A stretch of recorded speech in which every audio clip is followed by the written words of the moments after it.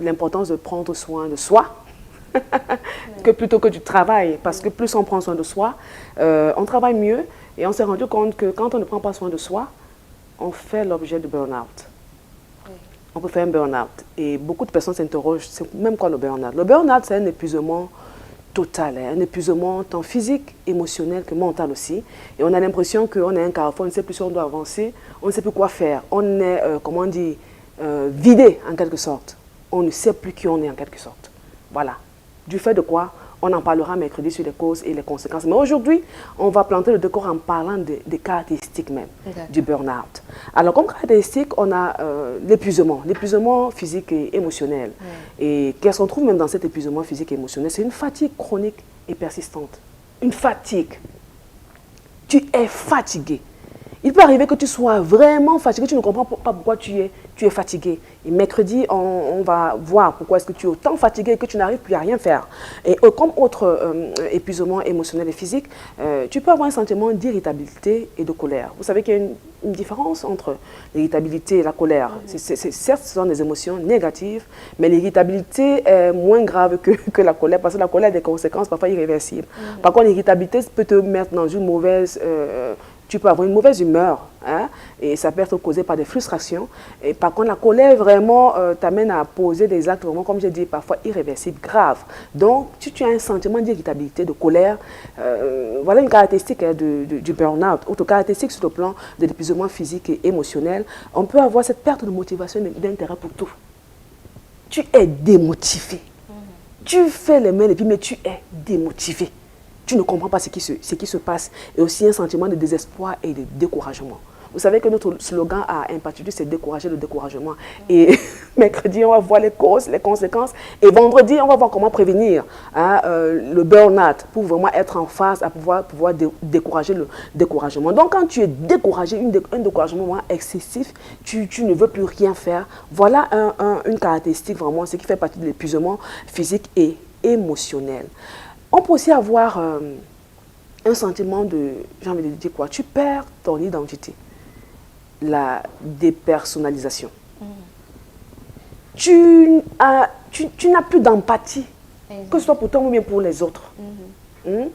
Aucune émotion, tu n'as plus d'émotion, vraiment.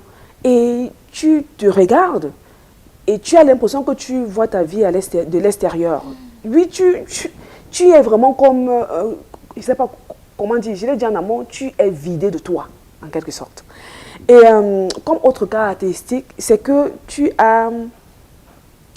n'arrives plus à t'accomplir. Hier, tu savais qui tu étais, tu savais où tu allais, tu avais fixé des objectifs, tu savais pourquoi tu te levais chaque matin.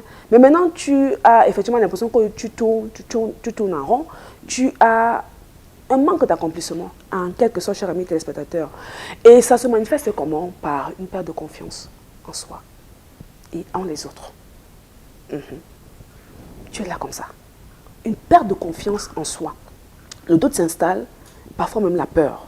Le sentiment d'incompétence et d'inefficacité. Tu as l'impression que tu es moins que rien. Tu ne vaux pas grand-chose. C'est tout ça qui s'installe, voilà les caractéristiques. Et aussi une diminution de la satisfaction au travail. Dû à quoi? On va voir ça mercredi. Tout ce que tu fais, tu es satisfait.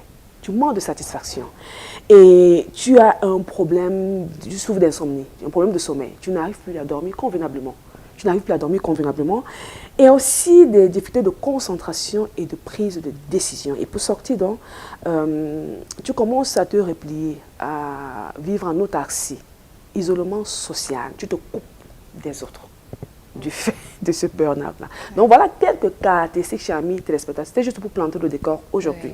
Il y a l'épuisement physique et émotionnel, il y a un problème de dépersonnalisation et aussi un problème de manque d'accomplissement, c'est-à-dire qu'il y a une réduction d'accomplissement vraiment de soi. Et on a vu, il y a ce problème de confiance de soi qui va s'installer. Et il y a ce problème aussi d'isolement où tu commences à vivre en autarcie. Donc, chers amis téléspectateurs, voilà quelques caractéristiques présentées succinctement. Et mercredi, on parlera des causes et des conséquences. On va s'appesantir plus là-dessus et j'espère que tu vas pouvoir faire une introspection aussi à partir de maintenant pour savoir si vraiment ton manque de satisfaction dans ton travail est dû à cela. On verra mercredi les causes et les conséquences et vendredi pour sortir. On verra comment prévenir et comment le traiter s'il y en a qui nous regardent, qui passent par le burn-out.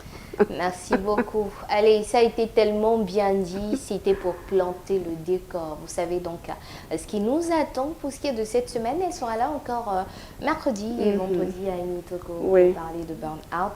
Pour le moment, on va se dire bonne journée, bonne semaine. Pareil, merci, merci Christine. Allez, on accueille ensemble Eric Bilon pour parler de sport dans quelques instants derrière cette petite transition sportive, bien sûr.